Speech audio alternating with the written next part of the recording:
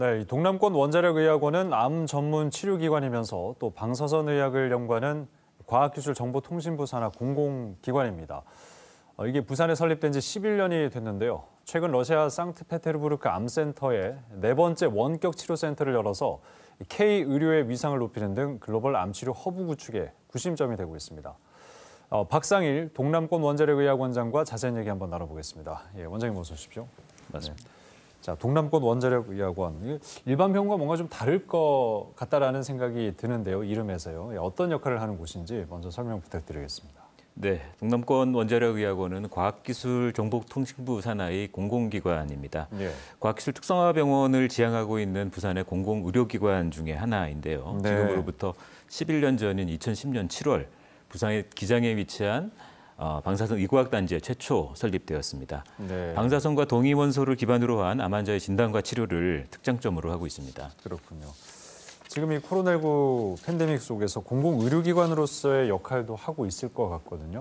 어떤 식으로 좀 기여를 하고 계신지요? 네, 코로나19가 발발한 작년부터 의학원은 기장에서 선별진료소를 계속 운영해 왔고요. 네. 올해 초부터 부산시로부터 감염병 전담병원으로 지정되어서 22병상의 코로나 확진자 병동을 운영하고 있습니다. 현재까지 530명이 넘는 코로나 확진 환자의 입원 진료를 실시했고 특히 코로나 확진자 중에 부산 시내 요양병원에서 집단 발병한 치매와 정신질환 환자의 입원도 다수 있어서 많은 직원들이 여러분들이 상상하시고 있는 이상으로 무척 힘들게 진료를 이어가고 있습니다. 네. 사명감 하나만으로 희생하고 있는 저희 의료진들이 코로나 종식까지 끝까지 힘을 낼 수 있도록 시민 여러분들이 많은 지지와 격려 부탁드리겠습니다. 네. 공공의료기관으로서의 역할, 특히 코로나19 상황 속에서 좀 제대로 하고 있는 그런 상황인 것 같은데 비단 국내에서뿐만 아니라 해외에서도 지금 상트페테르부르크 암센터 원격 진료센터를 개소를 했습니다. 이 원격 진료센터라는 게 어떤 것이고 왜 이곳에 만들어지게 된 건지 궁금합니다. 네.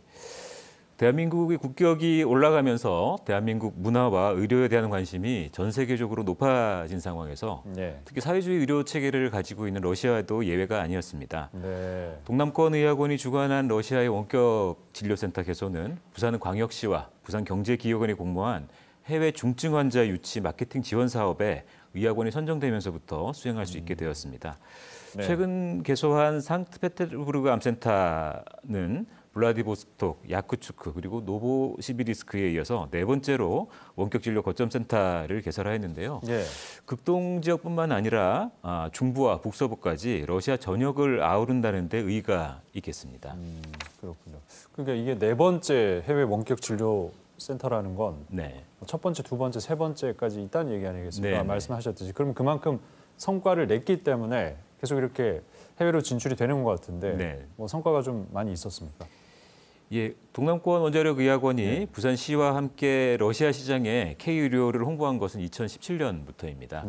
2017년도 블라디보스톡 연해주 암센터의 원격 진료를 개소하면서부터 시작이 되었는데요. 2018년부터 러시아 암 환자들이 입국하기 시작하여서 2018년에는 77명, 2019년에는 116명, 2020년에는 47명의 러시아 암 환자가 입국하여서 총 240명의 암 환자가 의학원에서 치료를 받았습니다. 현재는 아시다시피 코로나19가 발발하면서 입국이 좀 어려운 상황이지만 조금씩 상황이 나아질 거라고 기대를 하고 있고 현재 구축된 네 곳의 원격 진료 센터들과 현재의 암센터들과 긴밀한 협력 관계를 유지해 나가겠습니다. 네. 그리고 지금 꿈의 암 치료기라고 불리는 중입자 가속기 도입도 추진되고 있지 않습니까? 이게 그러면 동남권 원자력의학원에서 어떤 역할을 좀 하게 되는 건지 그 부분에 대해서도 좀 얘기를 해주시죠. 네, 중입자 치료센터는 최초 한국원자력의학원이 주관기관으로 선정이 돼서 진행하고 있다가 여러 과정을 거쳐서 현재는 과학기술정보통신부, 부산광역시, 기장군 그리고 서울대학병원이 동남권 원자력의학원 인근에 공동으로 추진하고 있는 사업입니다. 현재 순조롭게 진행되고 있는 중이며 시험 가동을 거쳐서 2025년부터 실제 환자를 치료를 시작할 예정입니다. 중입자 치료는 무고울증자, 중입자인 탄소를 가속하여 암을 치료하는 최첨단의 방사선 치료 기법인데요. 지름 21m의 가속기와 차필 시설까지 필요한 치료기기이기 때문에 기술적인 난이도를 차치하고라도 높은 가격 때문에 현재 전 세계에서도 13기만이 운영이 되고 있습니다.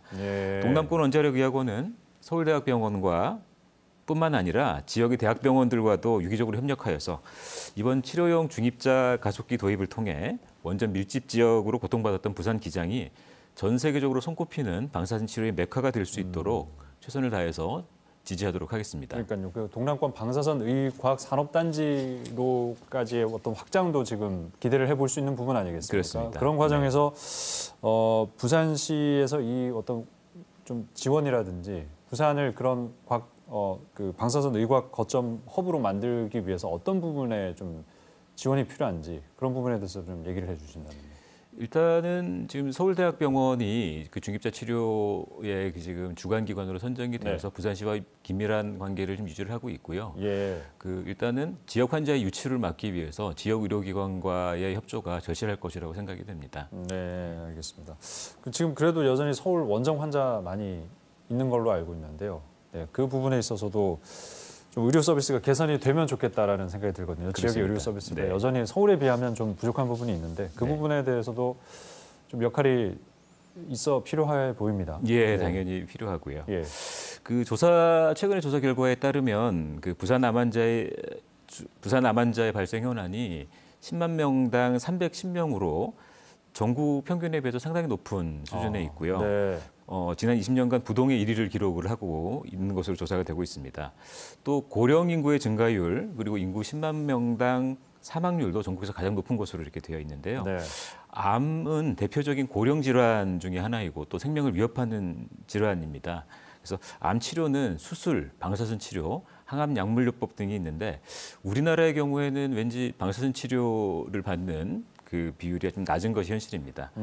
또 미국, 유럽이 암 환자들 중에 한 50%가 방사선 치료를 받는다면 국내 암 환자는 한 29% 정도만이 방사선 치료를 받는데요. 그렇군요. 서울에 비해서도 서울 환자들에 비해서도 부산에 있는 암 환자들이 방사선 치료를 받는 확률은 더 낮은 추세에 인프라가 있습니다. 부족해서입니까?